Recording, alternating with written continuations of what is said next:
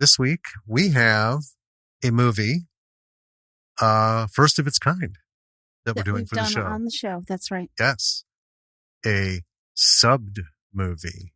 Bum bum bum.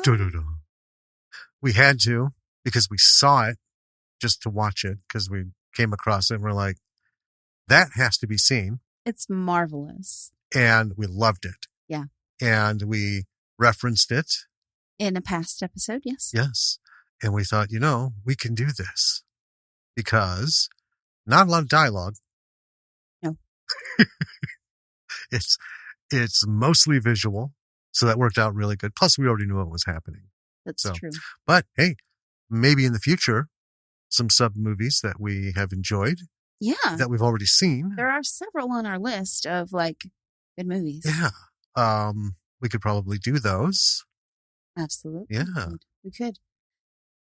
I was so excited to do this one because ever since we saw it, not too terribly long ago for the first time. Right. I've thought about this movie a lot. It has occupied a lot of my brain space. And I think you can understand why. Yes.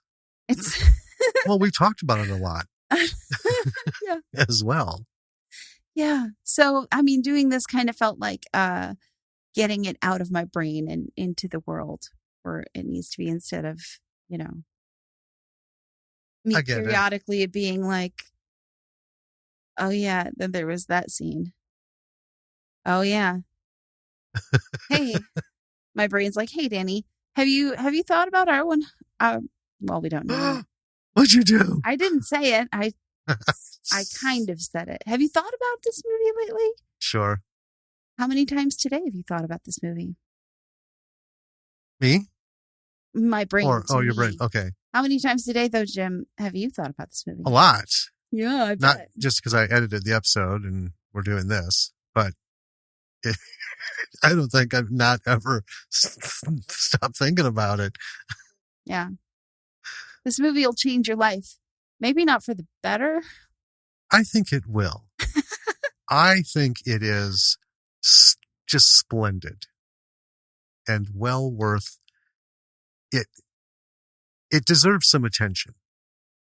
As far as I know, we're the only people who've given it this kind of attention, at least lately. We're the only people that I know of that have. Listen, this movie is a work of art. It is. It's wonderful. Yeah. Well, should we start talking about it? I would love to. Let's go.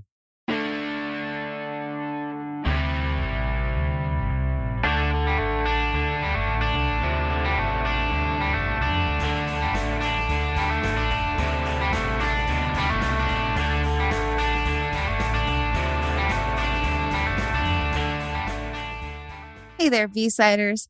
Welcome to another episode of Bravo for the B-Side. This is your sad sack, Danny.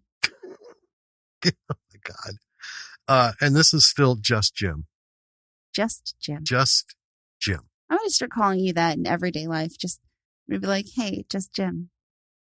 I simply won't respond. But you just said that that's who you are. For right now, comparatively. Well, I chose sad sack for a reason. Oh, do tell. Because it ties into the movie that we watched. Come on. Get with the program, just Jim. I will hit stop. And we'll just put I'll just throw one up as an encore episode. Maybe I should just give this a little bit up. Well, no. What, the Just Jim? Yeah. The rest of it, no, that's fine. Because it does fit. I know. It's very apt. Thank you. For this. Jeez. Yes. Thanks. Yeah. It's going to be a fun one to talk about. It is. I'm really excited. Well, a couple things. I mean, it's a subtitle. Yes. So there's no dub for this, which is a first. It is our first, to take on. Our first foreign language subbed film. And, there's a reason for it. For why we'll get into that. Reason why we decided to tackle this. And it's also a new format. We're going to be doing this a little bit differently. Folks, listen up. See if you like it. We're going to see if we like it. Well, last week was going to be our first foray into the new format, and then we ended up doing kind of a one-off instead. So this is going swell. It's going swell so far. Well, last week was just like an atomic bomb. Just we didn't have a movie to work with. Yeah. It was, folks, you know the story. You heard it. Anyway, this is a movie we have mentioned before in passing. Did it? Well, we mentioned it last week. Yes. Yeah. Let's see. Big things happened this week. My cousin got married. Yeah. Yeah. Congratulations, Hannah and Kyle. You sweethearts. They waited and planned. Yeah, it was a long time coming. And it was all set to go this time last year. And we all know what happened. COVID, quarantine, lockdown. Mm-hmm. So that had to be put off. Thankfully, okay, this year, fingers crossed, and it went well. I officiated. Yeah, which was you did great. Well, thank you. Had a lot of practice. Yeah. So I'm glad it came through. But it was wonderful to finally be able to do that for them. Yeah. Because, I mean, we had stuff on hold. And we felt bad for them last year, but I can't imagine having this all ready to go and then someone pulls the plug. And there's nothing you can do. This isn't like a venue burnt down and you got to scramble to find one, or a caterer. Cancel everything. Yeah, it was just like, nope. It's just simply not happening. What a crushing blow. But it was beautiful. The weather was beautiful. Yeah, it was outside and at an orchard. It was wonderful. And we got to see people, some that we haven't seen in a while. A long while. Her brother lives in Colorado and wouldn't make it back for the things that we had as family gatherings at your grandmother's, and then would come like later. Right. and we, there was no way to get there and stuff. And, so, he had been back a few times. We just never got a chance to connect. Got to meet his new baby. Yeah. So that was really cool. It's, how can you not be jazzed after something like that? Yeah. We just, all these things, and staring around, looking at this whole gathering, half of which I obviously didn't know because, I still hardly know anybody really.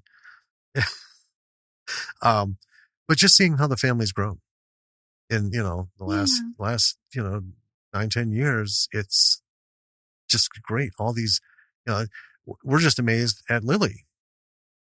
She's growing up. She's 12. Yeah, she's off doing stuff alone with her friends like a preteen does. I know. It kills me. Walking around town and she's so big. But seeing all these little kids getting bigger and all the new additions and coming additions and future weddings. And it's just, it's pretty cool. Yeah. Pretty cool. Yeah. And that just kind of makes it what it's all about, We usually kind of save this stuff for the end, but I'm just going to go ahead and bring it up right now. Get a fucking vaccination. Yeah. Just, you know what? Shut up. There's no discussion. It's not an opinion thing. It's not an anything. That's the other thing, getting together with family. You're like, oh. Yeah, there were some disappointing bits there. But folks, just, fucking do it. Just please, goddamn it, do it. It's a nothing thing, right? You get your other fucking immunizations. And here's the thing. Everyone's bitching about, I don't want to be told what to do. Guess what? When the DMV says, you know what? You got the eyesight of a fucking, 2-asshole baboon. You're not driving until you get glasses. What do? You go to the fucking eye doctor and you get your glasses, and then you take your test and you can drive. Yeah. Right? I'm so sick of it. I'm sick of it, and shit's still popping off. And, that's it. If you don't like it, don't listen. Goodbye. Don't want to, we got nothing in common, so we don't care. Yeah. Just do it, because nobody gives a shit whether or not you come down with COVID. It's what you're going to fucking do to everybody else. And that shit has got to stop, right? Kids are at risk. People who legitimately cannot get the vaccination. And that's like a it's so infinitesimally small. I don't even know if it warrants a percentage. Just do it. There, I've said my piece. You done it. I've done it, and I'll probably bitch about it at the end again because it's just that important. All right. You know what we should do? What should we do? We should talk about a movie. I would love to talk about a movie, and more importantly, I would love to talk about this bad boy. This movie, oh boy. Hey, listeners. Hey, buckle up. Put your seatbelt on. Yeah, you really should. Yeah. Because we've took this ride twice. Hey. And it's no less wild the second time around. Yeah. Hey, this one's pretty fresh. Sure. And I don't mean like new. I mean, it's going to get fresh with you. Yeah, it is. It's going to get up in your business. It's going to get deep in your brain. It's hilarious. All right, shall we do this? Yeah. Tell us the stats. Give us the deets. So we are going to be talking about R100, and it's a foreign film, 2013. The director is Hitoshi Matsumoto. Written by, and I've never seen this big of a list of writers for a film, and I think this is pretty great. So It's written by Hitoshi Matsumoto, Mitsuyoshi Takes, Tomoji Hasegawa, Koji Ima, and Mitsuru Kuramoto. Starring Nao Omori, Meo Daiichi, and Shinobu Terajima. Not rated. Nope.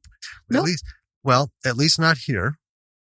Yeah. Now, in Japan, maybe it had a rating. We didn't dig that deep because I don't know what its deal was. Well, yeah. Okay. Just before you go on. Okay. This rating system. Usually movies are rated when they get distribution or when they go to theaters. They'll get a rating, right? Well, yeah. Yeah. They want an MPAA rating. Yeah. I don't know why this movie wasn't rated, but it would definitely be R. It would definitely be R. But here's the thing. Foreign films don't necessarily have to apply for a foreign rating. America, we don't require it. So it could have been rated R or whatever its equivalent is in Japan. Right? Mm-hmm. But anyway, this bad boy, and okay, folks, take a breath, sit down, because this will make you shit your pants. This little indie feature had a budget of $5.5 million. Uh-huh.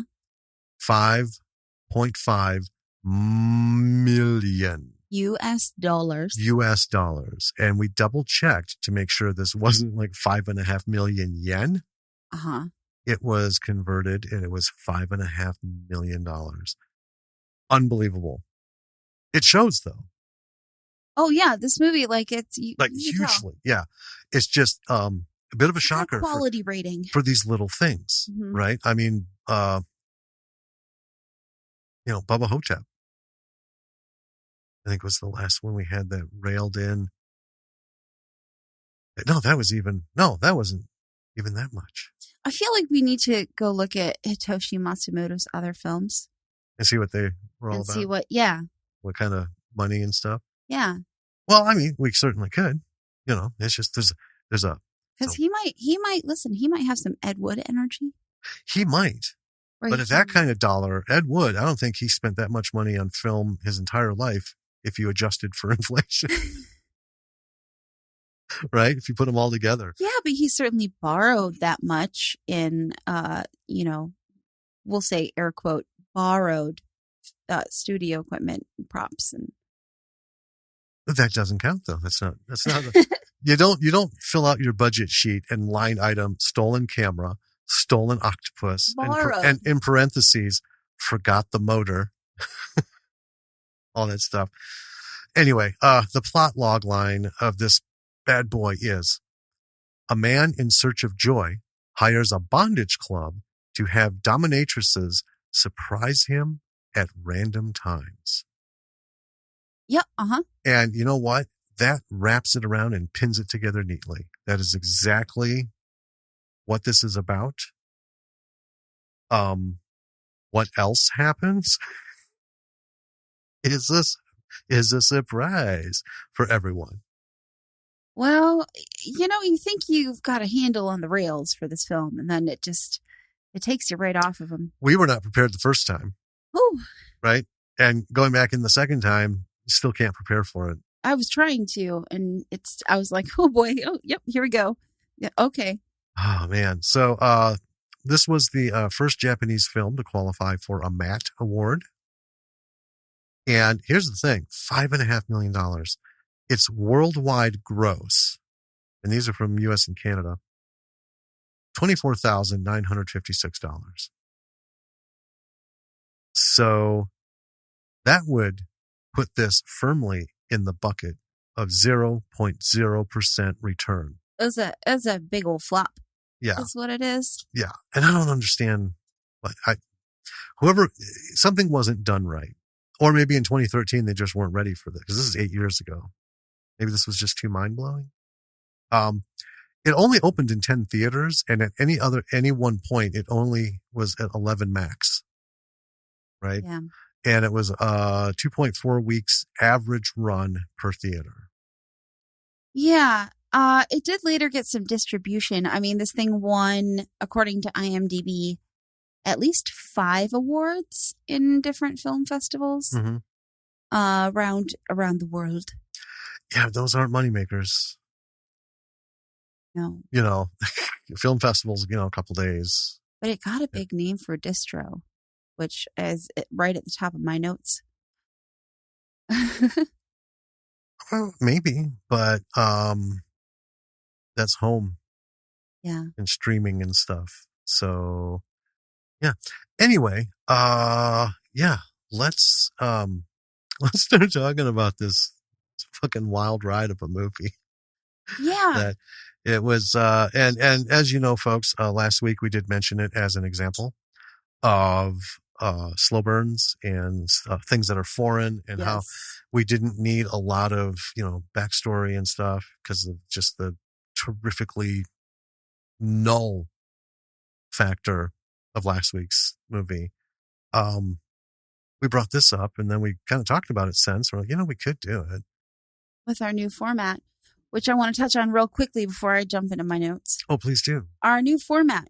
We are not okay. We will go through the movie and we spoil everything still. Yes. But we're not going to go nitty gritty deep into everything. Our goal is to spend less time talking about the events that happened in the movie and more time talking about the artistry and things that we can learn from these movies. Yeah.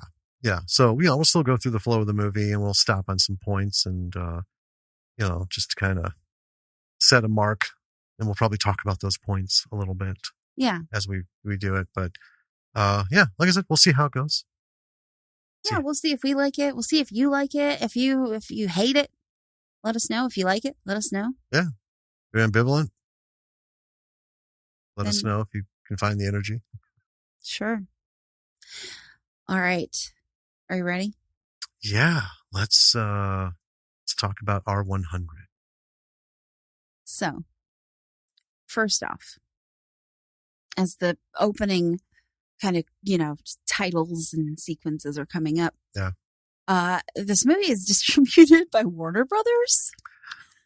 I love that you have that, because also, folks, with this new format, we're not sharing notes. Right. We're just going to kind of, beatbox it between us. Can I read you the first line? Go for it. My notes. My first note. The biggest surprise at the start is that this is Warner Brothers distribution. Yeah, mine says, why the fuck did WB pick this up for distro? Not complaining. Just think it's wild. Yeah. Anyway, I'm sorry. No, that's okay. So, initially, this movie is very handheld. They're really disorienting, kind of like a sepia noir feel for these shots. And they're very artsy. And there's a guy and this kind of like, I call her like a class trash woman. Okay. If that, I feel like that conjures an image in someone's head. I think it does. My notes are so wild here. He's just talking and she's just like sitting there. We have initially like her kind of doing all the stuff in the bathroom. But yeah, well, she's wearing a trench coat. We see that she's got fishnet stockings and high heels. Yeah. And yeah, she's doing the makeup. And smoking a cigarette in the bathroom. Yeah, looking pretty severe. It is. And she's got like a no bullshit look. And he's just like babbling on as she just sits there silently. And then she just kicks him in the fucking face. Well, he's going on and on and on, right? And then there's a slight pause. And yeah, he picks up his coffee, gets it to his face, and she just drop kicks him. Bam! It's like, holy shit. Yeah, and we're off with a bang, kind of, but the pacing of this movie is really wild. I don't know how to explain it. It's like slow. Fuck. Yeah. Slow. Like, and it's that way the whole way through. But the pacing like really allows you to let things sink in, like the artistry that has gone into making this movie. Oh, absolutely. Yeah. And then after she kicks him, she just ditches and he follows. And then she's just beating the shit out of him. And reveals her like dominatrix outfit under her trench coat. And after his beating, his face stretches into this weird smile. So, yeah, imagine, and we've seen it in like cartoons, right? And in like an anime. But imagine, you watch a movie and someone's face slowly kind of pulls out a little bit at the edges. So they're almost getting like an oval, right? Just a little. His eyes turn black and they spread apart. His cheeks get real puffy. So as he's getting oval, it's like he gets fatter in the middle. It's like someone took a crystal ball and just shoved it through the back of his head to like, it's like a wide angle lens right up on him. It's very strange and a halo kind of effect. It's like air rippling around him with this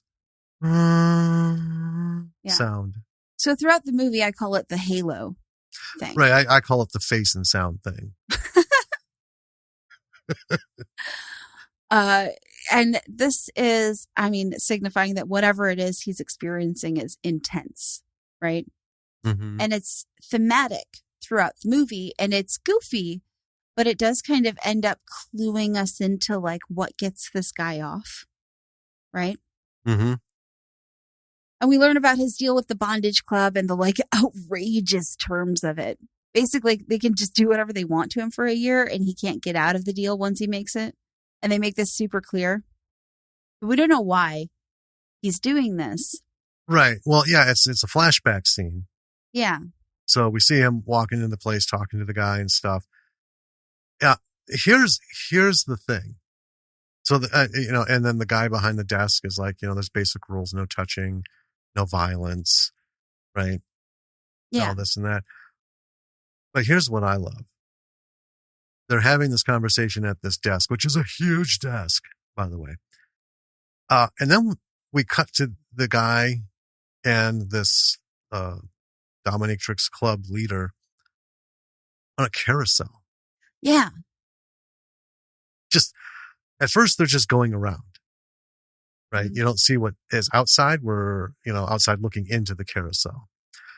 And there's just a lot of, we get some wild visuals. Babbledy stuff. In this. Right. But then we see that on the outside of the carousel, this room is round and it's got little, I don't know what you call it. It's like looking at a room full of like little opera seats. It's without like a balcony. Yeah. It's like a whole kind of red light district, like women in windows. Yeah. And there's every kind of dominatrix as they're spinning around in each one of these things. You've got tall, fierce ones, short, kind of like, ooh, looks a little too sweet. Bet she's going to, really jack something up. It's just this whole thing going on. Yeah, and this gets him off again with his little halo effect. Yeah, as he's looking around, he's like, Yeah. And we also see that he wears a wedding ring. Yes. And also in the spinning, well, they're spinning, but in the room that they're spinning in, as they go around, we see the dominatrix from the coffee shop that kicked his head through the fucking window and then whipped his ass at the bottom of some stairs. Yes. But the thing that I wrote about him is that it's, he seems like such a normal dude. But like, he's entirely forgettably normal. And it's almost like he was shaped specifically as a person to be so average in every conceivable way that he like vanishes into society like he's invisible. Right. Well, yeah. Well, there's a bit coming up that that's spot on. It absolutely is. Yeah. So, he makes his way home, stops at a sweets shop, picks up a box of something. And then it seems like it's a really long walk. And he takes trains. He's walking through cities streets. And it just seems to take forever. Yeah. So for wherever he gets off the train, it's still a big ass haul for him to get to. We see he's got a son around 6. Yeah. I think. His dad is babysitting. So grandpa's watching the grandson. So all of this, what that did is it establishes he is just a regular guy. Okay. We don't know where his wife, or the kid's mom is at the moment, but this is a typical thing in Japan, a working family. Yeah. Right. The father will come help, if need be. And it's just nothing super spectacular. Yeah. They don't live in, like Cannery Row kind of housing. No, it's or just anything high end. Yeah, it's just an average. It's like a little townhouse that it signifies he does make a little bit of money above the average, because a lot of these, where families live are these little apartments. I mean, we've seen them; they're just not huge, right? They each have their own rooms, but this is pretty spacious. Well, it's a townhome. It's 2 floors, so yeah, it works out. And so we see that the sweets box that he picked up, it was a birthday cake for his boy. And this whole thing, a question comes up. This was to bring up, where is the wife? Right. Where is mom? Yeah. When will mom be coming home? When will mom be back? Yeah. Kind of thing. And the thing is, grandpa checks the boy in, says goodbye to the dad. And as he's leaving, right, they're having a conversation. All of a sudden he stops. He kind of looks just past the camera. Oh, yeah. And goes, is that an earthquake? And there's no movement. They're both just standing there. No, never be too sure. So it's not an earthquake. And there is no sound or movement or anything by the camera. Nothing to indicate maybe they heard something. And it just stops. Is that an earthquake? Yeah. We also learned that our dude, his name is Takafumi, and that his boy's name is Arashi. I don't know if you caught those, but I didn't write them down. And I note in here, because we learned that he works as a mattress salesman, or just like a furniture salesman in general, as he goes to work the next day. Yeah. But I am enjoying very much how the visual tone of this film is in high contrast with like the wild nature of the film as it goes on. Yes. Well, yeah. Well, here's one of the things. So he's this, he's selling furniture, right? But this place is top notch. I mean, This is like Saks. I mean, it's huge building or store or whatever the hell it is. The walls everywhere are made of marble. Everyone's wearing suits, not just the boss, but the salesman. The women are all dressed up. So he has got to be making, like I said, a little bit more than the average income. But just like color-wise, the film is very, like, it's very muted. It's very toned down. It is. Well, that's what makes this work really well, because all the shots, we see his home, it's very warm. Yes. Right? And it's very, even though it's like, 2 floors and stuff, it's still kind of intimate. It feels very comfortable. It's, Yeah. But nothing like jumps out. There's no contrast between how his home looks, lighting, tonally, with the department store. Right. And I like that. It relies solely, and this is a little bit of spoiler, this is through the whole movie. It relies solely on the actual environment, the set, if you will. And the actors. Well, and the actors, but just to get a visual, though, when they go from one place to the next, they don't go into, subdued, warm light to this hot neon over contrast thing to bring out the, whatever in a place like we see in some things.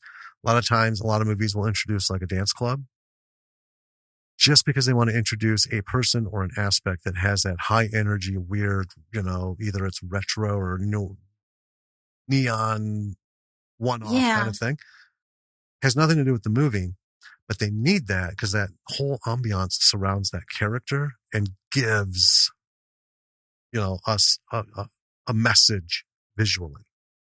This whole thing from beginning to end is lit so evenly, like you said, just muted. And I also think it's designed partially, at least. I mean, because there is that kind of contrast with the wild nature of this film in general, and it's very toned down colors.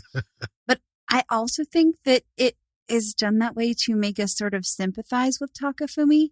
Like, he has these unusual, desires. Right. Right. And we see just how, like, boring and dull and sort of like meh his life is. Mm-hmm. So I think the colors very much play into that, and they help us kind of empathize with him. Yeah. Oh, yeah. Do you want to talk about the sushi restaurant? I do. I know you do. So,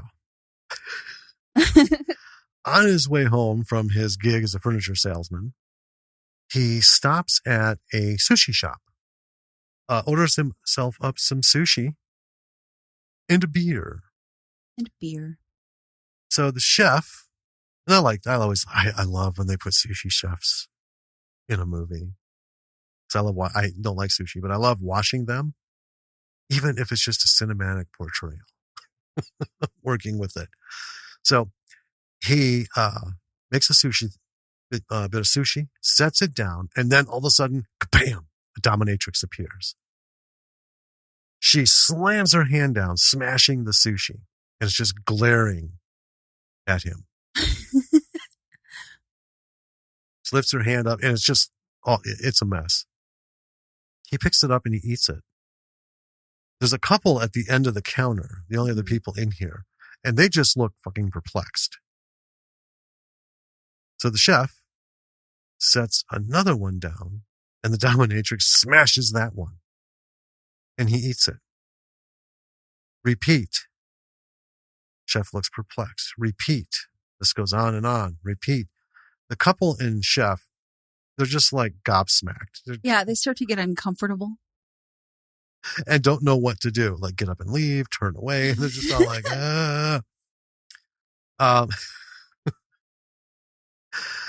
So then at the end of this, we have the face and sound thing. Yeah, that halo effect. Yeah. You want to talk about what happens when he gets out of there? Yeah. So then we have a dominatrix pop up as he's sitting at a park fountain and start to try and drown him in it. Yes. And it's set to this gorgeous classical music as he is fighting this dominatrix in a water fountain. Yep. And I love it because she just comes out of fucking nowhere. I know, she springs up. It's like a fucking Jason Voorhees. Yeah. It's like she pops straight up. It's like, what? And he is remembering this while he's in the bath with his kid, which is a little weird. And then Arashi brings up his mom, asking if she's ever coming home. And Takafumi says that she is, but it's a lie. Obviously, it's a lie. Like, they zoom in on his face as he's telling it. And he is a big fat liar, is what he is. Mm-hmm. And then we see that his wife is in a coma. Yeah, the next shot, he's in a hospital room talking and replacing flowers. Yeah. Yeah, in a vase. Yeah. A rough time. That sucks. But he leaves and goes pretty much directly into a van that is parked somewhere. And the van bumps around for a minute. And we see the little halo effect, that kind of ripple-y. Yeah. Well, we hear slapping and punching sounds. Yes. As it's rocking. And we don't see his face, but we get that kind of ripple effect and the sound. So we know this is his escape. Yes. You know? And it goes on. We get kind of a little montage. Yeah, another night he passes a construction site. The gate is open. He goes in and closes the gate. And again, we hear some slapping sounds. And then we get the air ripple and sound thing because we can't see his face. Yeah. We see him at work and he's tapping his watch. He's waiting all day long. Yes. He waits all day for these encounters. Yes. That happen. And I thought that was a really lovely little touch to add. Was not just all these things happening, but his anticipation. Right. Of these things happening. There's one where he's like waiting all night in a bowling alley for one that doesn't show up. Yes. And he calls to complain and they're like, it's all part of the game. Well, that's just it. The disappointment. Yeah. Of, the wait and then to have nothing, is as exciting as, the rest of it. And you just, got to kind of play the game. Yeah. Sort of thing. But then. Well, yeah, then we have one running around the phone booth. Yeah, as he's on the phone. Just running around. And then the guy was telling the truth. Yeah. Because the woman hadn't even touched him. Right. Still running circles, and we get the face and air ripple sound thing. Right. As he's like, thing, none of this is like, I mean, it is sexual, but it's not like, I don't know. It's not like, it's not sex, right? Well, it's a different level. I mean, everyone talks about kicks. Right. Right. What what kind of kicks, what you kick, this and that. There are a lot of things that have a sexual nature to them that don't have anything to do with sexuality. Right. And we equate it with that because, anything sex related, I mean, that's, that's the basis of what makes you feel good. Right. Well, this stuff. Well, what about it? And everyone has their own menu and own, schedule and the whole, thing behind the curtains. This kind of thing that's where he gets his kicks. And it doesn't have to be sexual contact. It doesn't have to be, seductive. Right. Right. But this is something that makes him feel good.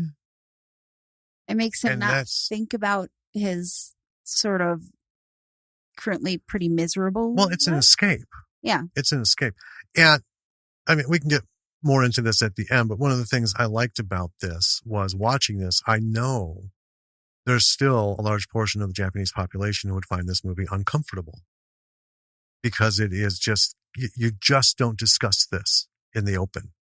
I mean, the traditions are still very intact, even for modern, right? The younger generations. There's still a lot of tradition that you don't step too heavily on because you're going to make a lot of people super uncomfortable. Well, I mean, even here. Well, here. I mean, we still have, puritanistic and all kinds of stuff going. It's still a super taboo thing to talk Exactly. about. Exactly. which is funny because, anime is about as sexually charged as a porn. Oh, yeah. And in fact, Japanese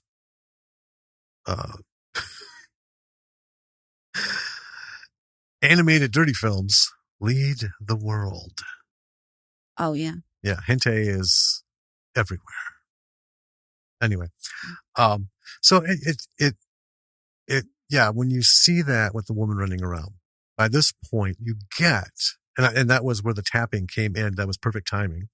Yes. Which obviously they meant to do. It wasn't an accident of, the camera happened to just fall down to that level and he was tapping his watch, so we kept it. Having that kind of anticipation, and if you think about it, there are some things in life that are exciting that way. Yeah. And writing that into a character, I think is pretty good. I mean, we all want Christmas, right? But yeah. I think we really look forward to like the 3 or 4 days before, as the presents start coming out, and, even as, obviously as kids, but even as adults, just kind of like 3 more days, 2 more days. It's that anticipation of the moment. The last Ted Lasso episode, I don't mean to bring you off course here. Of course not. I forgive you. Because it's Ted Lasso. Ted Lasso is amazing. If you haven't seen Ted Lasso, you should see it because, everyone needs a little Ted Lasso in their lives. It's brilliant. But the last one was a Christmas-themed episode. I don't know why, but I'm not complaining because it was amazing. But it actually made me think, usually I'm pretty blasé about Christmas. I look forward to the day, but we don't get hot and heavy into decorations and the traditions and stuff. No. But babe, this year, I kind of want to do all that stuff. I kind of want to,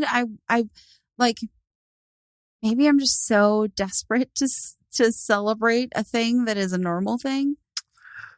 Just checking my watch here. So I'll go ahead and say, well, we can put that, on the front burner, see how it goes. But then let's talk about it again sometime around Thanksgiving. Sure. When you have to go out and get all that stuff. That means going out into what is promising to be a bitterly cold and long winter. And then I just want to see how high that fire rises. I think it's going to kind of dwindle down. Hey, love you. Back to this movie. We learn that the wife will probably never wake up. She's been under for 3 years. Yeah, the dad is the dad is her father. Yes. So it's his father-in-law. Yeah, they have a bit of him at the hospital. We get another little earthquake gag. Yeah, as in the middle of a serious discussion. Earthquake? The doctor goes, "Is that an earthquake?" And it's very still. Oh, just gotta be sure. And then he just goes on about this really serious thing. Well, it is a nice little chuckle in this very serious. Well, the one thing I want to talk about this conversation, because we talked about it when we took a little break. It lays the groundwork for something that's coming that was well put together. Yeah. Basically the doctor's explaining that it's hopeless. Yeah. Well, at first he's just you can tell he's pulling shit out of his ass. Well, she's in a coma, but what we want to do is we want to give her a bunch of sleeping pills. Maybe that'll help her wake up. And, to the point where you can see that her father is just you're fucking with me. There's nothing more we can do. You don't know, the specialist doesn't know what to do. Yeah. So it does set up this next kind of conversation that happens, which is that Takefumi's father-in-law is basically, he's sitting next to his daughter, comatose in the hospital, and essentially just telling her to give up so that they can have some closure. Well, yeah, he's it's, you put up a hell of a fight. But it's time. But let's call it a day. It's time. Yeah, it's time to call it a day. This was, it was completely unexpected. Yeah. It was and is, and will continue to be a surprisingly powerful emotional moment. Well, especially because we see what the father-in-law doesn't see. Right. We see Takafumi come up and overhear him saying this. And it's kind of like, yikes. Well, and because as he comes up, he hears him, saying it's time to give up. But then he starts talking about, he's like, you've got to be tired and all this and that, but you also have to think about Takafumi. He comes here every day. He comes every day. Do you know how hard this has been on him? Yeah. And it's everyone needs a rest kind of thing. And it's just so surprising and out of place for all the weird shit we've seen so far. This was like, I don't know, like an iron box set in the middle of this, gelatinous world of mayhem and weirdness. Well, it starts to make you think that like maybe there's something heartfelt about this weird movie. You know what I mean? Well, I think there is. Yeah. Because in the beginning, I thought, well, I don't want to make any judgments. Right? The guy's married, but his wife's in a coma. He's not actually touching anybody. He's just doing something that gives him some sort of enjoyment, if not distraction. Then we find out he goes every single day. And it's been years. 3 years. Every day for 3 years, going to the hospital after work, before going home to help, and he has these real conversations, like one-sided conversations with her where he tells her like, oh, Arashi is having a trouble with a kid at school or here's another picture. He loves drawing you pictures and the nurses just love seeing them. And this one's of such and such. And, or he's asking about you again. Yeah. So it's a whole thing. He's not just like, sitting quietly or just stopping in. Well, he's not just like doing his duty for duty's sake. Right. And so anyway, the first time we saw this, I was thinking like, okay, I get it. But now I thought, if I did have any kind of judgment about this guy, this scene would have eradicated it. I believe that. It's like, he's not a lech. He's not some just shit, right? No. Off getting his own little, thing going on the side and stuff. This is a guy who's living through a very hard thing. He's holding his shit together. He's there for his kid. He goes to work. He's there for his wife. If he can take 5 minutes and something that just like, makes his head do that. Makes like a little gong sound. And the air ripples and stuff. You know what? Power to him. Yeah. Because he is doing the Superman. So he's not an average Joe in the way he acts. He's an average Joe in the life that he leads. Overall, he's a father. He works at a retail thing. He gets up, goes to work, comes home, does his stuff, right? So he's not a daredevil. He's not an actor. He's not anything glamorous. Yeah. Right? You didn't mute it. Not my watch. I did my phone, though. Give me a break, man. So we're sympathizing with Takafumi in this movie. Yes. And after he kind of hears that conversation that his father-in-law has, he kind of like loses his spark. He's like trudging through the world. Mm-hmm. He picks up something at a bakery and then he's walking and there's a Dominatrix who just starts beating the shit out of him on the street. But interestingly, he can't quite get there as she's beating him. Right. Like his face stretches out a little bit, but we don't get the halo effect. Right. Right. I just want to say her appearance was brilliantly done. Because we're watching him doing the whole long slog down the street thing from the other side of elevator train tracks. All of a sudden, a train goes by real quick, and so we see him walking. And it's like, and the next thing you know, he's on the ground and she's just whipping his ass. She came out of nowhere while that train was coming by. I loved that. It was like, oh shit. Yeah. And so he's not quite able to like lose himself in the moment or whatever it is that is happening to him when these dominatrixes come into his life. And the beating messed up the croquettes or whatever he picked up at the bakery that he had gotten for Arashi. And Arashi's like, what happened? And this further upsets him. But I do want to just quickly note, he apparently leaves this like 6-year-old boy alone all day. Because he did leave one morning and he had like breakfast out wrapped in plates. Yeah. And I was like, I mean, this is not a United States thing. Well, see, it kind of is. It's a little younger than here. No one was there to send me off to school. Ever. But, yeah. I would get up and make my own fucking breakfast in the shower, get dressed, and go to school. And, breakfast was a bowl of cereal because, maybe toast.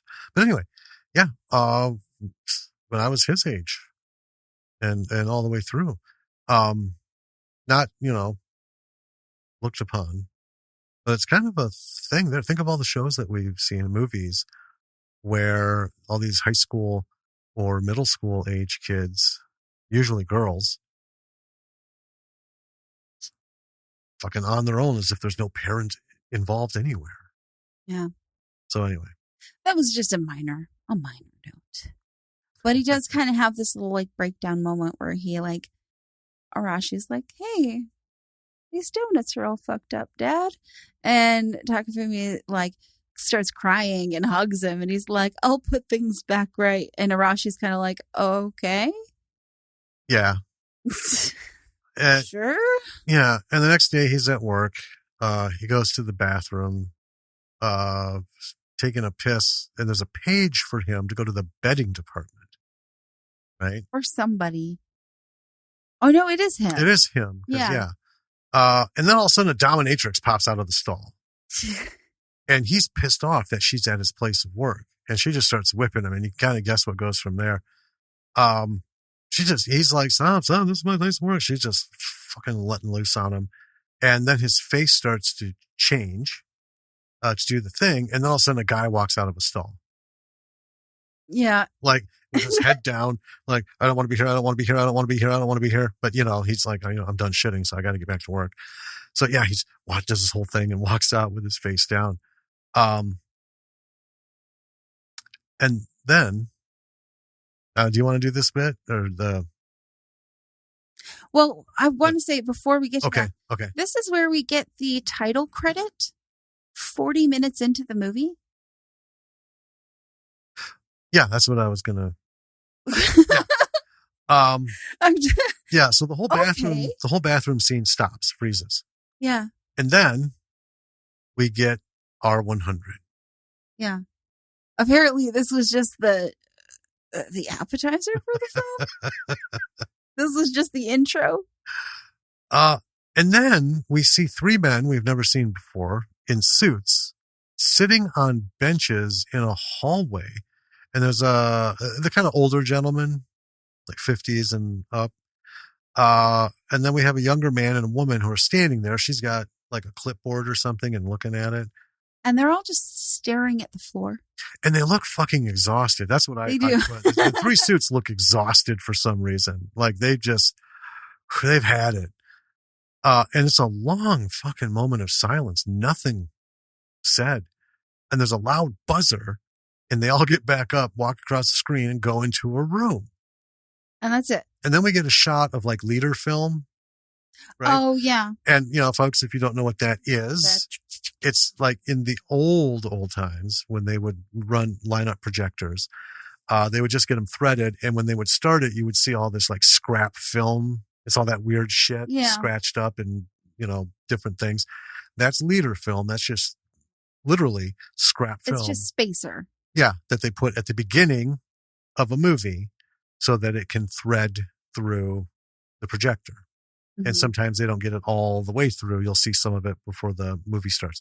Anyway, so we see that, and then R100 comes back on the screen. Yes. And then we're back at the store. Yeah, and Takafumi is talking to this guy who is very like insistent on trying out this bed. Yes. And the guy ends up pulling him in between two beds and talking to him about the bondage club. And he warns Takafumi off of the club, telling him, you need to get out now. And then the guy just like mysteriously vanishes when Takafumi looks away for a minute. Right. I will say this. At this point, the first time we saw it, I was wondering if he was pretending. This was in his head, like it was sort of a guilty conscience thing. Right. Because we just saw him feeling bad about all, because he came, from visiting his wife. And he wasn't cool with the bathroom. It came from hearing the grandfather or his father-in-law talking about this. And then this, it's at work and it's weird. And, so I did at first wonder, is this what happened in his head? Is he, is it one of those things where he's trying to rationalize himself out of the shit that he's doing? I'm not sure. Well, we know it isn't. Well, yes. But at this point in time, we're like, I don't know. Because the guy does really like mysteriously just vanish. Yeah. And then at home, Takafumi finds out that a dominatrix has dropped off a doll, like a little man doll that's hyper articulated. Yeah. Naked, tied up in like bondage. Yeah. Some dominatrix dropped that off to Arashi because Arashi's like, yeah, some lady in black clothes. And that like settles it for him. He's like, I'm out. So he makes a call to the club host. Who's like, meh, yeah, no. You made a deal. Can't cancel early. Yeah. Which he said initially, like, this was all spelled out. Yeah. I mean, so, do you want to talk about this next part? Yeah. So the next day he's back visiting his wife. You see him replacing the flowers. And then a dominatrix appears in the room. She ties him up, puts on this weird blind. So it's like a regular blindfold, like a sleeping mask kind of thing. But it's got like those big Felix the cat's eyes on it. Yeah. Oh my God. It just looks so stupid. Rips open his shirt. And this is in his wife's hospital room. Yeah. Mind you, people. Rips open his shirt and starts to drip hot wax from a candle on him. And then this is where things got a little weird. So then we hear his wife asking, what are you doing? And then we see an image of her.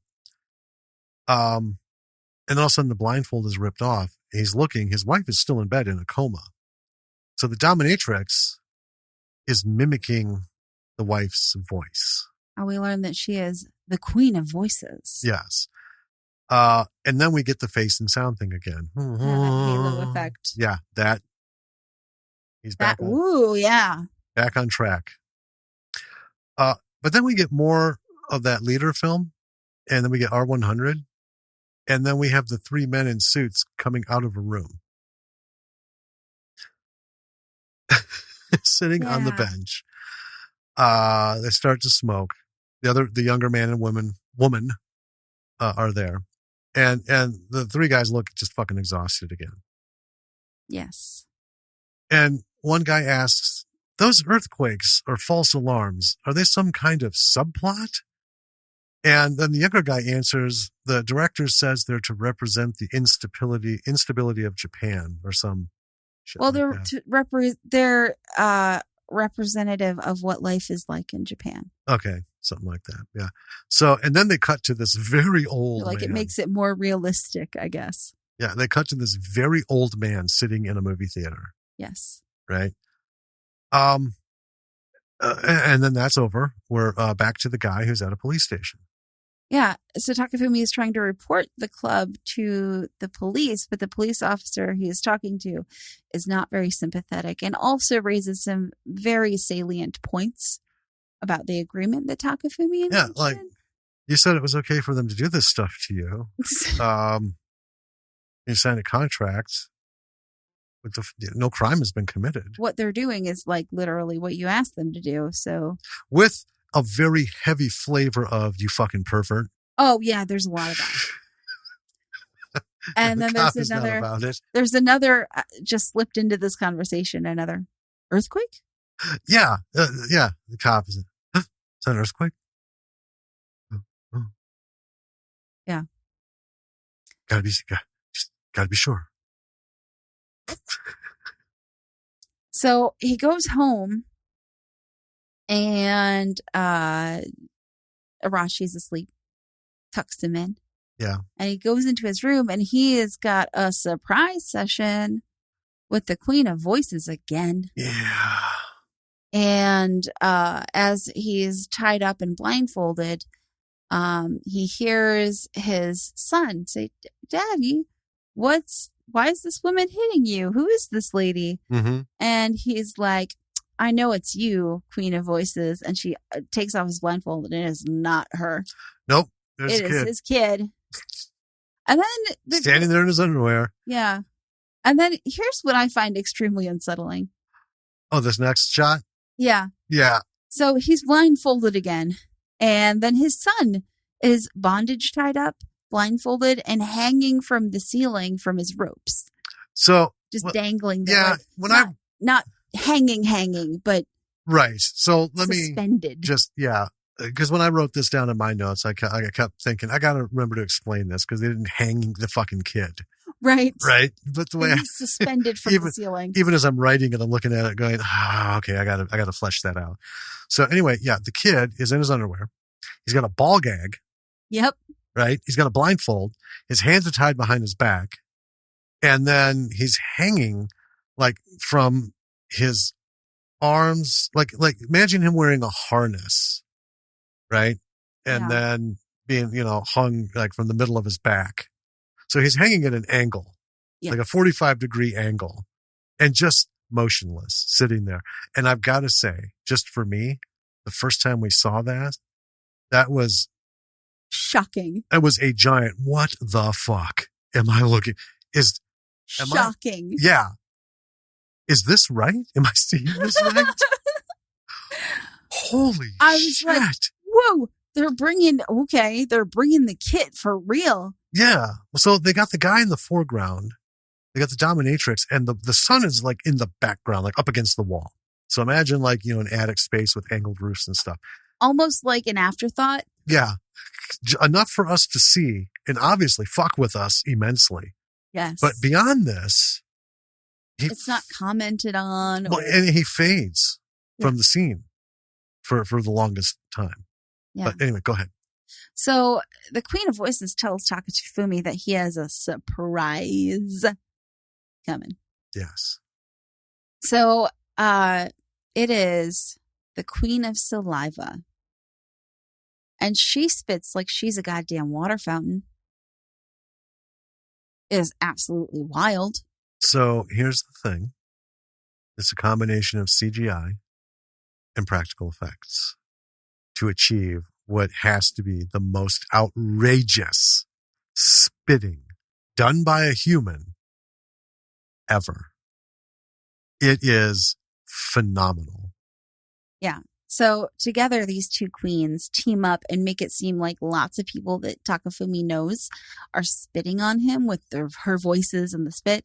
And this does it for him. Oh, yeah. Yeah. We get that effect again. Yep.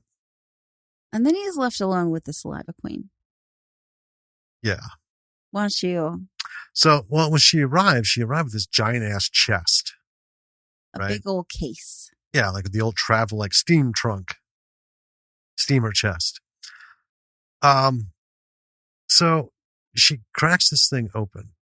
Bottom, she pulls out a drawer, starts slapping shit together. It's a phonograph.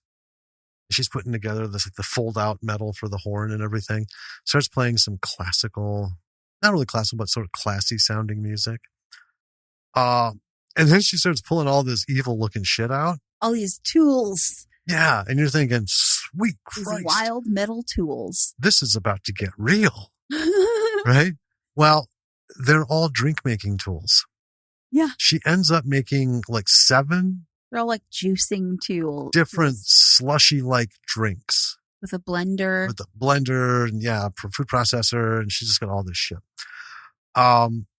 And then she says, we're going to add some flavor to this.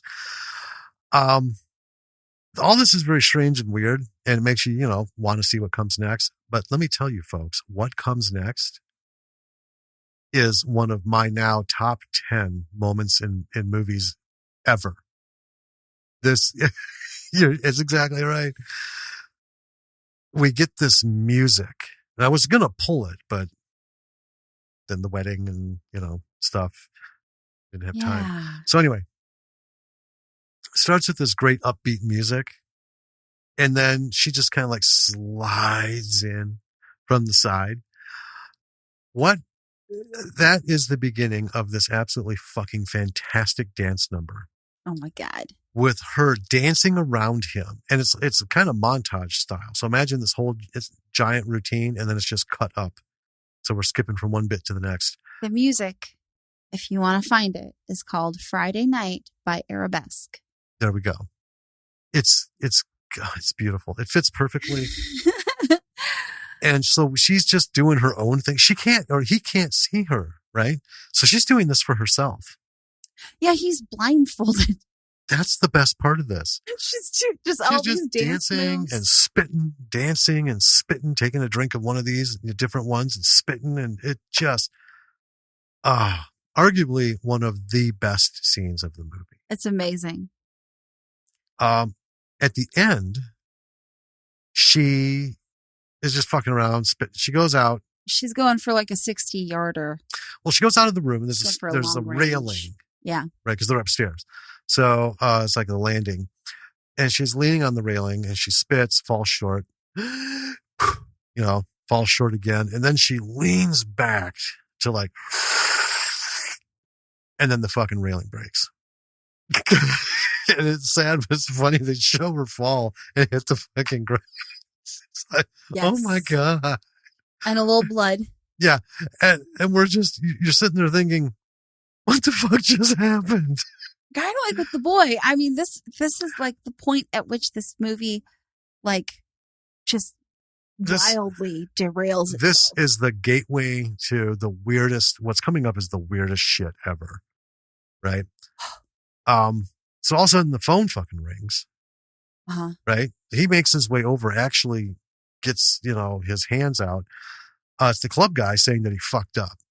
And, this is a thing back and forth. I didn't kill her, this and this. And he goes, that's how you want it, huh? So anyway, they cut to her, and there's like gallons of spit oozing out from under her head. It's just pooling. It's amazing. And while it's going on, club guys saying that, you've murdered her and family's going to pay, da-da-da-da-da. And in my notes, I put point of order here. The kid is still tied and gagged. Yep. Hanging from the ceiling. Now, through this whole dance number and stuff, right, we don't really see him. No, because the camera isn't focused. But during the phone call thing, we see him, and he's just still hanging there like a fucking sausage, unmoving. Mm-hmm. Oh, man. Then we see the girls at the bondage club giving like touching and weird comments about the. Oh yeah, all of a sudden becomes like documentary format. Remembering her. This time she like hatched a snake egg with her boobs. Yeah, she wanted to be a veterinarian and weird. And they blame him for her death. Yes. And there's a bit of a car chase with some like bondage ninja women.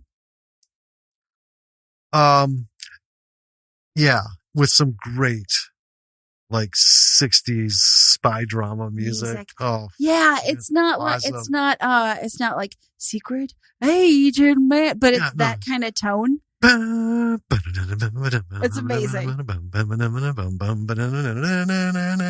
Something like that, yeah. Yeah, and it turns out that the mattress guy that he talked to in his store from earlier is like a government agent of some kind. Oh, God. You know what? We're not going to get into specifics here, but... And he's like, I'll watch your kid. You go save your father-in-law. Yeah. We get into this whole weird governmental special forces, secret department. We don't need to. It's worldwide wild. Bondage club empire, underworld thing. it just, everything has taken off from this, what we thought was a simple premise of a guy doing his thing and what kind of shenanigans are going to, come of it.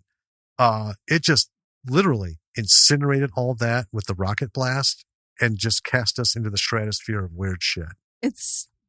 I don't even know. It's bananas. Let me just say, you brought up the Dominatrix ninjas. Yeah. And then we're learning more about the Bondage Club. And so the Bondage Club, oh, wait a minute. We learn that his father-in-law is in great danger. Yeah, because he tells the secret agent guy, is like, go save your father-in-law. I'll watch your kid. Right. And then we find out that at the Dominatrix Club, the guy in charge is told that the CEO is coming. Uh-huh.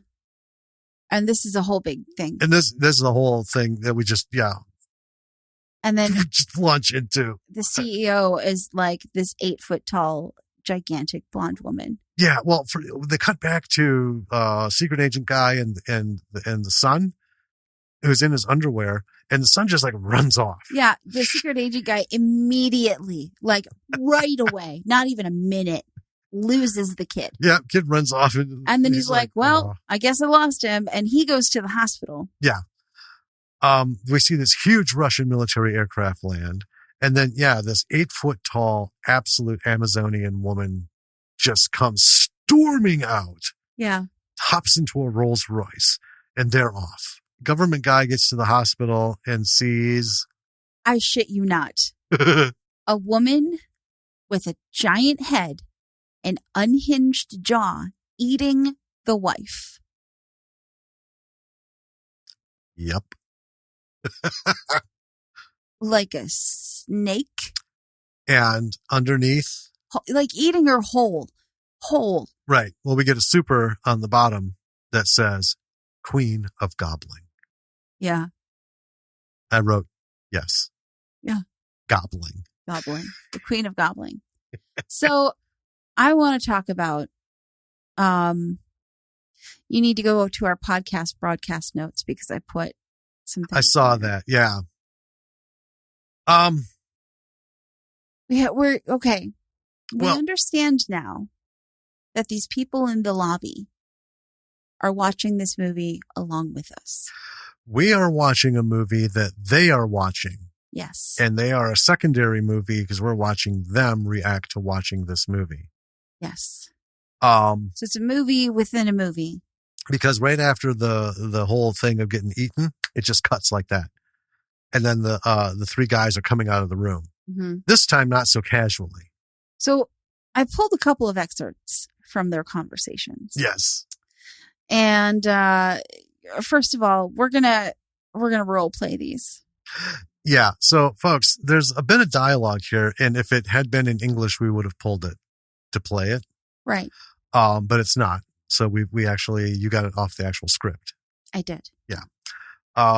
This is one of the most hilarious. It came out of nowhere. It's like, I don't even know how to explain it. Like you're in a vacuum where nothing exists. All of a sudden something ball punches you. Okay. So There's two kind of excerpts from their conversation. Right. The first one I'll start, and then actually I'll start both of them, and then you'll read opposite lines from me. Okay. The 100-year-old director chose S&M as the theme for his very last film. What's with that? He said he wanted to make this film no matter what. Good point. What was his previous film? The Little Prince. I'll just let that sink in for a minute. It's fucking gold. I started cracking up. And these guys just start poking holes in the storyline of this movie, which is not hard to do. Right. Like, there's a lot of, anyway. Okay. Second excerpt. Okay. I know this is the one that really gets your goat. Just looking at it. I love this so much. I'm not sure about the finer details, but the director said people wouldn't understand this film until they're 100 years old. Why release it then? After all, how many 100-year-olds are there? And how many are there who could make it to a movie theater? Right? The guy saying this, his expression was such desperation and confoundment.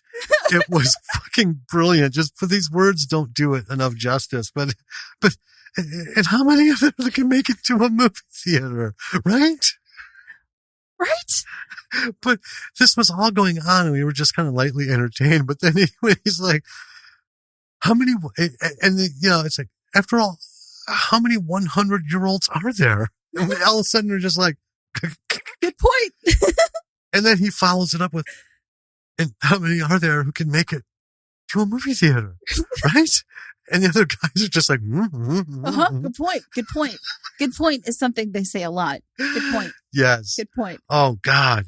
That is that and the Queen of Spit. That dance number. Holy shit. Those are the two out things. I don't know how much more detail you got on what comes next. Okay. I have some things. Did you get a lot of detail or did you start? Oh, I got more detail than I wanted, but I don't think we need to. Okay. Rough skate, So Takafumi is doing what the secret agent man told him to do, which is like checking in on his father-in-law. So he phones him, calls him. But it's the Queen of Voices pretending to be his father-in-law, while the Queen of Gobbling is gobbling up the father-in-law. Yeah, so Voices is on the phone. We see over her shoulder, her sitting on the gobbling, sitting on the floor with the dad's father-in-law's feet. Yeah. Getting sucked into her mouth. I don't know how she got there so quickly after being in the hospital, but okay. Right. There's also a moment where Arashi nearly gets hit by a car and he has his own little halo moment.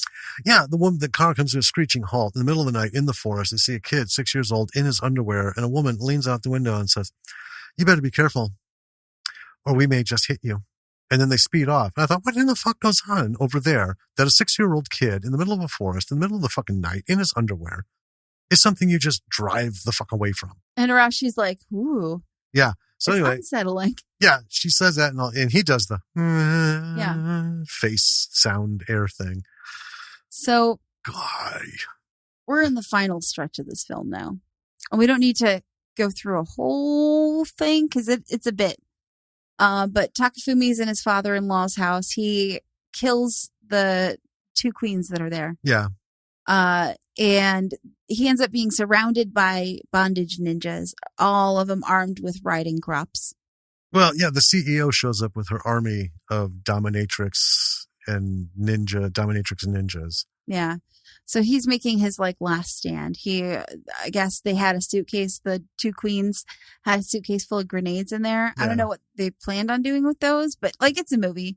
So this is what he has to work with.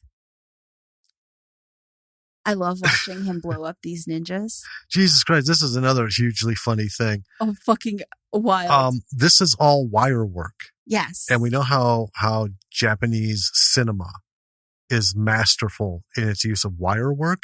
This isn't CGI. This is hilarious. Oh my God. There's flying and straight up. Yeah. And the weird contortions and even off to the sides and stuff. You can just tell it's real. And obviously you don't see the wires, but you look at it and you're like, oh my God, this is the best wire work I've seen in the most ridiculous of circumstances. But here's the interesting thing about him blowing up these ninjas. What does he start doing as he's taking out the ninjas? He gets the face and sound thing. Yeah. Yeah. Now he's graduated. Uh-huh. In the end, the CEO calls him out. She storms to the house with a riding crop, using it to bat away grenades. Yes. Ping, ping, ping. Yeah, she just can't be stopped. She just goes into the fucking house. A symphony is playing. Yeah. Moments later, comes out with him in her hand, by the throat. Yeah, she's dragging him by the neck. Yeah. Takes him into a shed. The ninjas gather. And then from inside, we get these air ripples from him and from her. And then it starts coming together. Boom, boom, boom, boom, boom, boom, boom. It's music notes. Boom, Yeah. boom, boom, ba-da-dum, boom, boom, ba-da-dum, and then we have a fucking choir. Yes. And then we have the full orchestra. And it's a montage. We get a montage of all of his sessions. Everything from, that we've seen. His mashup of his face sound scenes in the different scenarios. And there's this like weird stuff going on, but then it closes with a photo shoot of him and his son, only he's pregnant. He is. He's like 9 months pregnant. Yeah, so it's him in his underwear with this very well done pregnant belly. Oh, yeah, it's real good. Yeah, so, And Rashi is there too, and Rashi's real excited for his new sibling. Yeah, and it's in the style of the pregnancy photo shoot, which started to become a real big thing when I was still doing photography. And I looked at it and I thought, there's no fucking way I'm going to do this. And it's like to 80s rom-com music. Yeah. Or 90s rom-com music. And, but it's in its full glory, forget the fact that it faded out. But yeah, we get that. Well, and then Takufumi's doing it himself. He has a little clicker, which I think is a nice touch. Yeah. But then we cut to the last shot of the movie. You want to say what it is? Well, our 100-year-old director is watching the film, and he gets off. He gets that little boom, the face, stretchy face, the whole thing, halo effect. And then that's the movie. So, I fucking love this movie. This was awesome. And here's why we wanted to talk about this movie. Because we did use it as an example of a couple things about slow burns, about foreign and alien environments for the audience. And we talked about how you can introduce that stuff without tons of exposition. Right. Tons of backstory, tons of stuff. For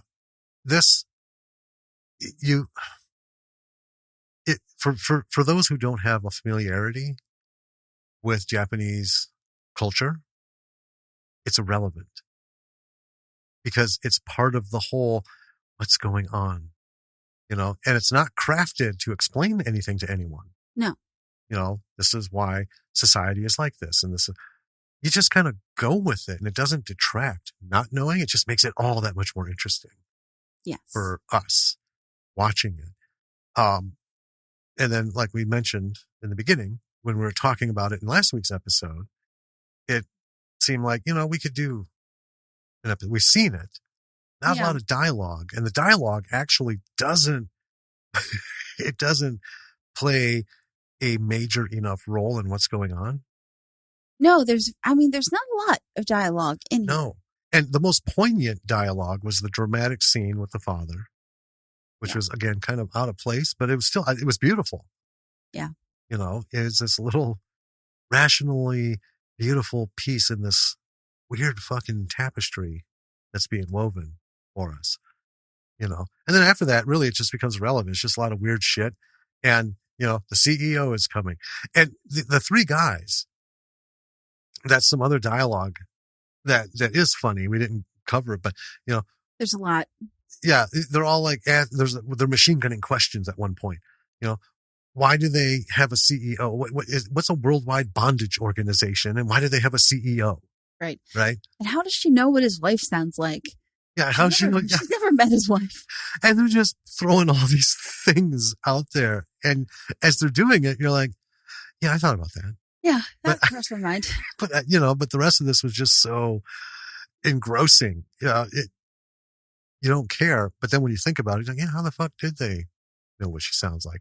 And why? And the thing with the CEO, when she shows up at the club, she's just fucking screaming, what the fuck, and this and that. And then she keeps diving in this pool. Over and over. And that's the other thing. So I thought their office was in a carousel. Why are they in a pool? Yeah. Now they're where did the pool come from? Where are they? What is going on? So I love the conceit of the director poking holes in his own movie? Well, I think because it's for a subset of the audience like us. It was directly for us. People who understand these questions and how often they are asked. Yeah. Right? So if writers, if you have progressed to a point where you've talked to any kind of a producer, right? These are the things they throw at you. Yeah. And it's funny because it's two things at once. They're bona fide questions. Oh, yeah, they're totally legit. Right? But they're also pointless at the same time. It doesn't matter. Because it's a movie, suspension of disbelief. If you can't embrace that, you can't enjoy a film. Yeah. Right? You're stuck watching documentaries. And we pick shit apart all the time. But we use, like last week, we used Indiana Jones as an example of, super simple. What made it work was just, wasn't all this backstory bullshit. It was just 30s serials. It's fun. Yeah. Which were, light on the dialogue, heavy on the action. And that's enough to roll you through. And the big question that everyone knows from Raiders of the Lost Ark is how the fuck did he get from that place to that island on a U-boat on the outside of it? Right? It's not like he's hanging off the railings of a fucking boat. It's a submarine. Yeah. But you just let it go. Right. Right? In the moment, anyway. Because then more action.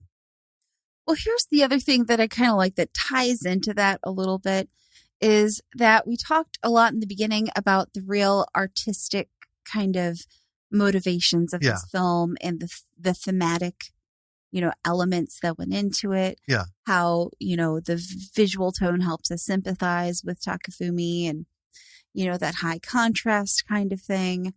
And then at the end, it's almost like the director is like, yeah, I can do art movies, but also I'm not taking myself too fucking seriously. Right. Like, don't be up your own ass about it. So, we have this, again, you don't have to understand the culture. It's happening and it's not explained to you. And it's really unimportant to the story that's being shown to you, especially when it pivots on the father-in-law's talk to his daughter in a coma. Mm-hmm. You're like, man, this is straight and heavy for this. Because from there, it catapults into, you heard us talk about it, folks. It just gets so weird. And it is so wonderful. But what makes it work is they don't explain shit to you. Well, yeah, you're not spoon-fed it. No. And most of the shit they gloss over. Yeah. And that just goes to show how unimportant, obsessive backstory is. But what's going back to the questions thing. So, folks, if you've spoken to a producer or somebody, you've had this shit thrown at you. If you're not yet there, be prepared. Yeah. Right? Because they're going to nitpick and throw, this is the fucking question that makes or breaks your career.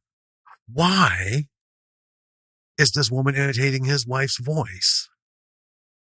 Because you only wrote it in there as just a little thing, right?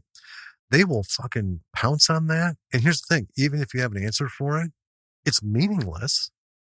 Yeah.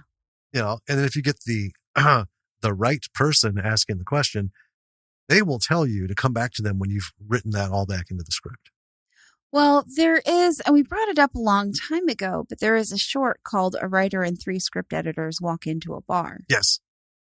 Which, if you haven't seen it, I recommend it. It's under 5 minutes long, I think. Just look it up on YouTube. It's a really wonderful film representation of how those conversations go and how all these questions can really just turn just a simple, script into something convoluted and fucked up because they're like, oh, but what about this? And what about this? And none of it fucking matters. Just, Yeah. There are Okay, there's a reason these questions are asked. Yes. Okay. Sometimes they are important, right? Especially like if someone has read your script and they come back to you and you're talking to them, even better. And they say, so in this scene, right, where, John and Fred are arguing and all of a sudden Fred, shoots him with a gun. Where the fuck did the gun come from? What they're saying is you haven't set it up, right? A script is not itself a mystery. Okay. The unspoken elements of the script show up in the movie, but also have to narrate for the reader. Right. And there's a million ways you could, mention that he has a gun, but you can't say John walks in with a gun hidden in his coat. Right. Right. Cause you can't film that. Right. You can maybe establish early on in the movie that, this is a person who always carries around a gun. Right. Or, well, even without all that, in the action line, you have to put, John reaches into his coat and pulls out a gun. Mm-hmm. That's what they mean, is if you miss that little detail, what else is missing in your script? Right. Right. So it's not backstory. It's not setting up, but it's an action line that we need to see. On the, I've bumped it with my thumb. I have not bumped my mic once. Not yet. Today. We're not done. But anyway, you will get called out on that, and rightfully so, because that's the kind of thing that the actors need to look at, the script, the director needs to look at, the script supervisor needs to look at, share with props and all the department, everything. Everything has to come together. And it's just a simple little line. John reaches into his, coat or under his suit, whatever, reaches behind him, wherever the fucking gun is, and pulls out a gun. Then the next line can be John shoots Fred. Yeah. Okay. But you can't just say they're arguing, all of a sudden John shoots Fred. With what? With a gun? With a camera? What's going on? So those kinds of things, when they come up, those questions, that's to say you need to, this needs to be another draft, and you need to fix these things. Yeah. But like that short you were talking about, horse walks into a bar. What kind of horse? Where did it come from? Right. It's just, holy shit. Yeah. And that's how it can get, so it, we've said it before, our advice, a lot of people we've talked to, their advice is just write your shit the way you want to write it. Yeah, get notes, because those little technical aspects can mean the difference between someone making your script into a film and someone just throwing it down. Mm-hmm. Because if you have too many technical errors, people aren't interested. When you get your script into someone's hands, they're going to want to read it and not have to fix shit for you, not have to figure out the things you forgot. Yeah. Because they're thinking, well, if I want to put money into this, I should be able, from page 1, fade in, all the way to page whatever, fade out. I should be able to read and follow this and be like, ooh, this will look good, mm-hmm. On a screen. This is good. There is, there's a moment in this movie where they're poking holes in the script. It's specifically after they see the Queen of Gobbling for the first time. Yes. And one of the guys in the lobby, one of the viewers, I guess is what I'll call them, the people who are viewing this movie along with us, says, essentially they're like, no. What? And one of the younger people who are either the man or young woman who are standing up, say, well, we can't take out the Queen of Gobbling because we'll lose continuity. Yeah. There's gobbling later on in the movie. Yes. So I would call the three guys just executives. Sure. They could be producers, executive producers, or studio execs, right? Because obviously they're screening this film. And that was the best. It'll lose continuity. And the look on their faces, just stone-faced, dumbfounded, slight jaw drop, like, what? There's more? There's gobbling later on. Yeah. Um, Oh God. Tone. yeah. You already talked about visually the tone. Very artful, even when it goes all cattywampus weird into this fucking flagrantly. I mean, it's absolutely intentional the whole way through. Yeah, it's satirical on, I don't even know how many different fronts of a lot of things. It's like an art film making fun of art films. Right? And done by like the third string writer at Saturday Night Live. Yeah. I don't know. It's just wild. It is. But take the visual aspect away. The pacing is wonderful because you think you're into something and then it switches it up a little bit. Right. And then it switches it up again, and like I said, that pivotal moment was the father-in-law in the hospital room bit. And then, you think, oh, okay, it's going to go this way now. He's going to be remorseful and he's this and that. There's going to be all kinds of guilt. Hell no. It is the furthest from that. What happens? I don't think anyone has it on their radar. And then it just gets more and more ridiculous. And it just gets more and more fun as it does. Yes. I couldn't have predicted where this movie was going to go. Not at all. Not at all.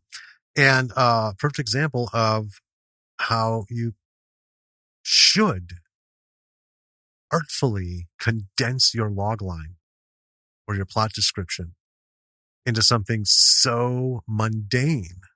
A man in search of joy hires a bondage club to have dominatrixes surprise him at random times. Yes. And here's the thing I like about movies like this. It's not like a documentary where you're just constantly thinking, ooh, no.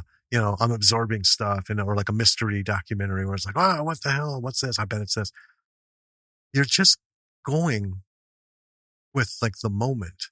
Oh, this is, okay. Well, I can't wait for the next, dominatrix thing, or what's going to happen next. And this, oh, where's this going to go? And maybe it's going to go here. Oh, nope. You don't like ponder from scene to scene, but you do ask little questions like that. And then when you start slipping, like, oh, I didn't see that coming. Oh, I didn't see that coming. Holy fuck. Where did that come from? Where are we? What universe is this movie set in? Yeah. It's like, oh, I can't remember what it was. I pulled something up. You weren't in the room. It was just me and Lily. I hit play on something, and the beginning was just so not what we wanted to see. Oh, it was a trailer. Okay. I hit view trailer, and it kicked out, and it started, and Lily's like, did you hit the wrong thing? I'm like, no, I don't think so. What the fuck? It was, I can't remember what it was for. It was just something we were previewing to maybe watch, but it was way off. It was just, so imagine like a Jason Statham film, like Crank, right? But it starts out with like 45 seconds of just like Sound of Music, fields and backgrounds.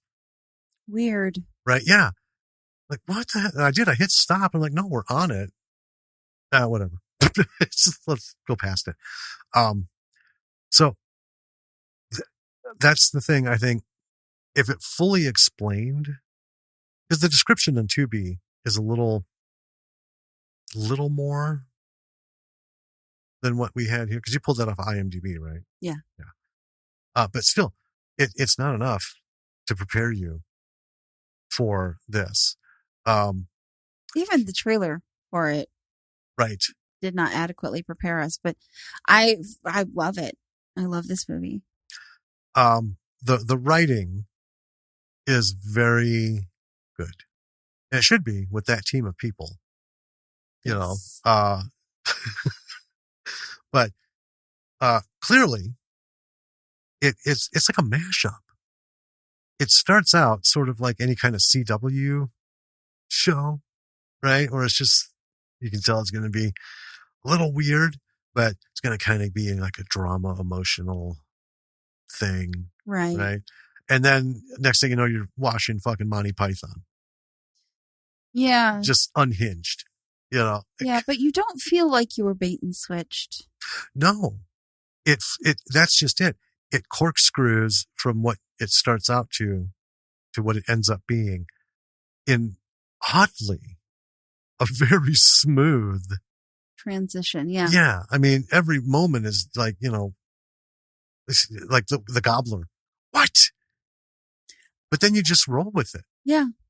Yeah. It doesn't like, it's just like, you know. And she was in the carousel at the beginning of the movie, which I was looking for her.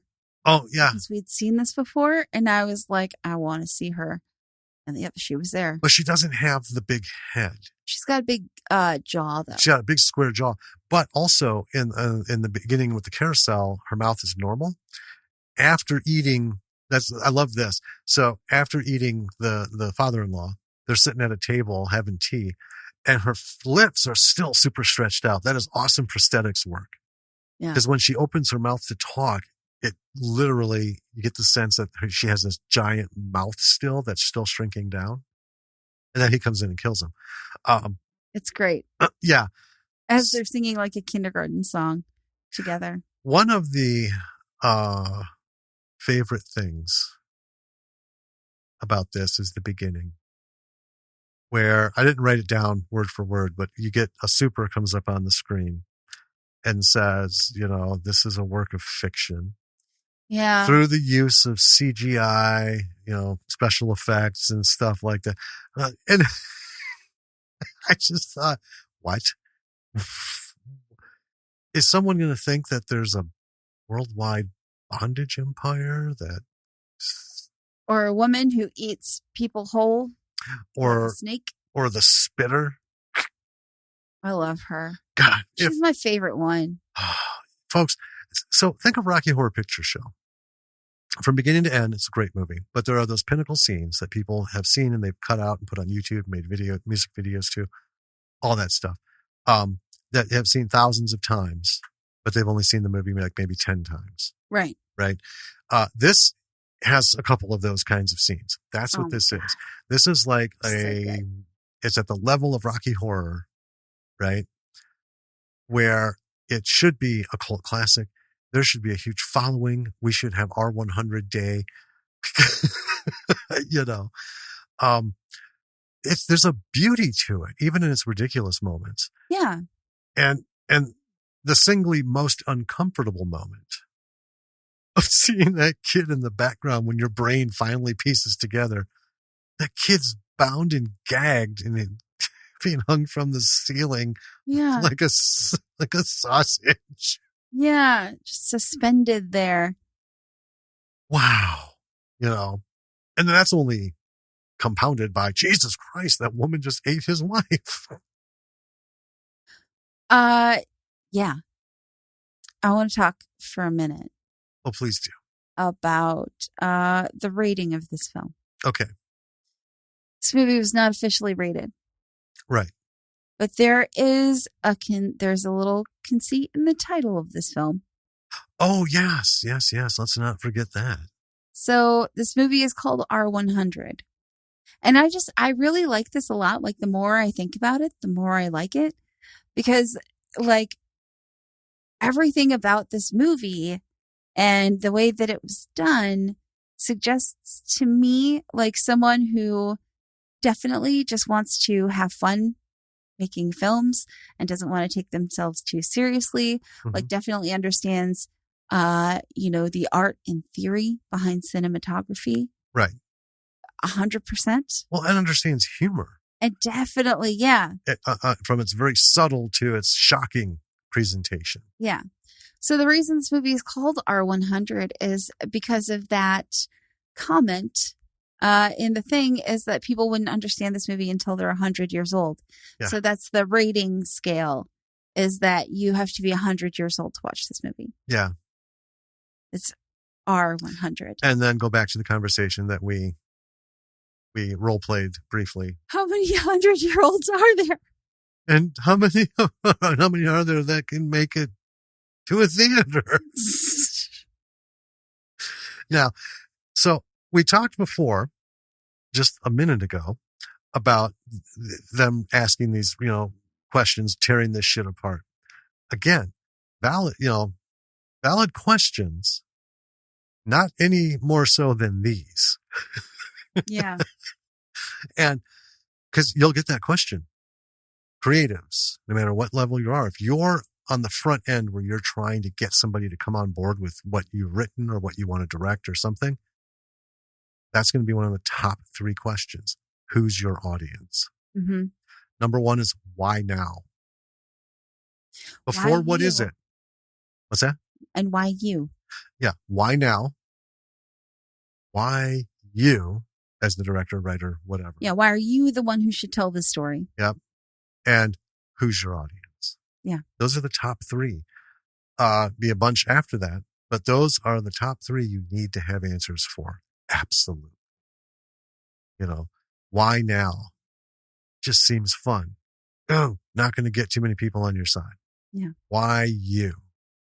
I mean, those are the things you should kind of answer in the intro in your pitch if you're pitching a movie, right? The intro to you and your style.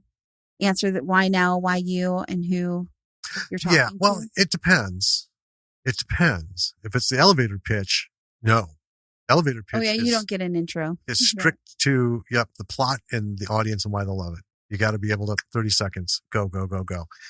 If you're lucky enough to get in the room, it's at least 15 minutes, usually a half an hour, right? They want to have a conversation. Mostly they want to see how well you can sell your shit, not by theatrics, not by, the Dale Carnegie School of Influence thing. They want to see how fucking jazzed up you are. Mm-hmm. And that actually answers some of their questions that they won't ask because they see it. But you need to keep those in mind. Why me? I'll fucking show them why me. Right. I'm going to get into this because obviously you're talking to me because nobody else has come to you with this, right? Or nobody else who's thought about this has gotten anybody else's attention. You don't say that. But in your head, that's why you're there. Because I know this shit. I love this story. I researched the shit out of it, or I pounded out 25 drafts and this is fucking hilarious, or whatever. Right. Whatever it is. That's what's going on in the back of your head. And that comes through as you're explaining your story. And then, answer their questions and just keep throwing it out there. I can't imagine. I can't imagine the pitch for this. Yeah. Hitoshi Matsumoto, our director and head writer, I guess, he is not 100 years old. No. So because we talked about the first time we saw it. Yeah. We were like, oh my God. And this happens every now and again when we watch a film. We'll look at each other and one of us will say, what was the pitch like for this? Right. How did they sell this? My God. And it's funny because after we saw it again, I was thinking about a documentary I saw about Freddie Mercury. And this was a long time ago. This was not too long after he passed. I can't remember who they were speaking to, but he was one of Freddie's producers. And he was talking about Bohemian Rhapsody. So he comes over and he says he got this great song and he's been fleshing it out. I remember this story. Yeah. And he starts playing this wonderful, and he starts playing it on the piano, right? That was very slow, melodic, very classical, soothing thing. And he goes, and then he just stopped, crossed his arms, turned around in his stool and said, and here's where the symphony comes in, darling. Yes. Symphony? Oh, yes. Da, da, da, da. He just kind of plays it. And then Brian comes in with a heavy guitar. And I looked at him like he was just hatched out of an egg. The guy was so dumbfounded by this. And we all know the song. And it's brilliant. And it's wonderful. Beautiful. And it does. It starts out this way, hits the orchestra, in a symphony rather, and song. then just round riffs. I can only imagine this being pitched in that way. It is. It's a sensory treat. It is. It is. Yeah. It keeps you guessing even after, which is fun. So we want to talk about this because it's an example of how you can bring things to the screen through a script without having to just, you don't have to world build for everything. Some things work just fine. Bam. I hit the sidewalk and I'm walking. I'm going to see the shit as it passes by. And then once it's gone, it's gone. I don't need to ponder it, reflect it, or have it explained to me. Right? Yeah. Movies can work like that. This is an example. Yeah. And I think the reason why this works is that he starts this movie and he lays out all the rules. And he's like, here are the rules. I understand the rules of filmmaking. Right. And I am following them until I'm not following them. Yes. This is an excellent, just make your own shit example. Yeah. And it works. It works. And we've talked about so many others that have done that. The writing is excellent. The music choices are fantastic. It's just, folks, you got to watch this. You've got to watch it. One, to enjoy it. And two, to really just see how masterfully these things are done. Yeah. And, you can feel confident putting it in your piece, or you can, be inspired by it or whatever. But it's really good. Really good. Well. Yes. With all that, go watch this movie. It's on Tubi. It's great. Yes. Unless you're a child, then don't watch this movie. If you're a child, you shouldn't be listening to this podcast. That's true. But since you are, we'll fire it up. Oh. Because clearly you have no parental supervision, so. Yeah. And while you're at it, hit our website. www.lordsofmisrulproductions.com. Everything is on there. All of our stuff, podcast episodes, blog, links to platforms, email addresses, social media, the works, and merch. All that stuff. Yeah. We've said it before, check out who we're following and who's following us. Look into their stuff. You'll find some cool stuff. Whether they're podcasters, look at our past episodes. We've got a lot of great interviews. Our interview list is great. I love that I had to break it up into 3 separate tweets. Right? And that's cool. I know, to just say, hey, check out our great interviews. And then ran out of room. And several of them we've talked to more than once. Yeah. I didn't list them more than once, but a lot of exciting stuff out there. A lot of beautiful creatives, folks. Yeah. Listen to those. That's important. Yes. Yeah, because we talk to the people who made the movies we talk about. In the meantime, I'm going to say it again. Get a fucking shot. Get your vaccination. Quit fucking around. Don't fuck this up for my kid. She wants to go back to school like so many others, and I see the doors on that closing rapidly. And I think we've all just fucking had enough.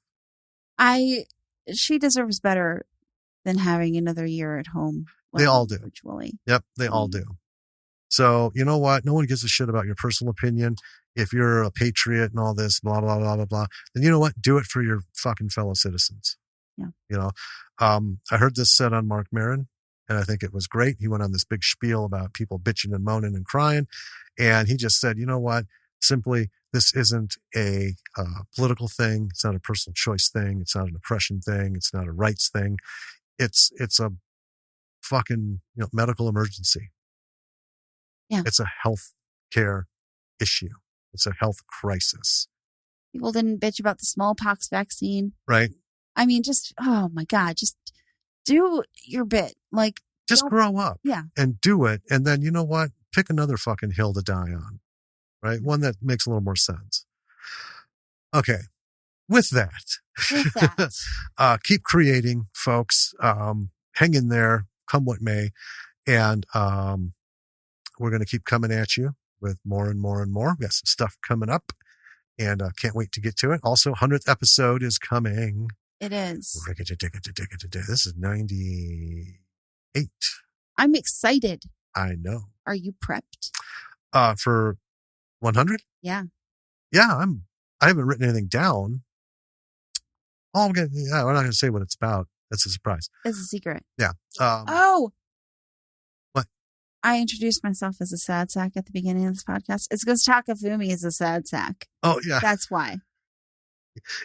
But are you giving backstory? No, it's just in case you didn't get the punchline. That's it. He is a sad sack at the beginning. Yeah. He really is. And then he's pregnant at the end. So connect those dots, people. All right. We're going to keep doing our thing. Folks, keep doing your thing. Reach out to one another. Support one another. You know, creatives just came out of this huge fucking slump. And if we have to go back into it, we're going to need each other more than ever. Right? So we're all in this shit bucket, and we're all in the most unforgiving, often unflattering, uninspiring sometimes business, because, you know, it's hard. Yeah. It's hard. Negativity is, you know, rejection is everywhere. That is the business. Yes. You know. So let's be there for one another, and let's give other people something to at least laugh about, cry about, that's not related to them. Let's give them some entertainment, give them some creation and some art. Do your thing, yes. people. And then let's do our things together. Yeah. Right? All right. So with that, this is Jim. And this is Danny, a sad sack. And we will talk to you next week. Bye. My God.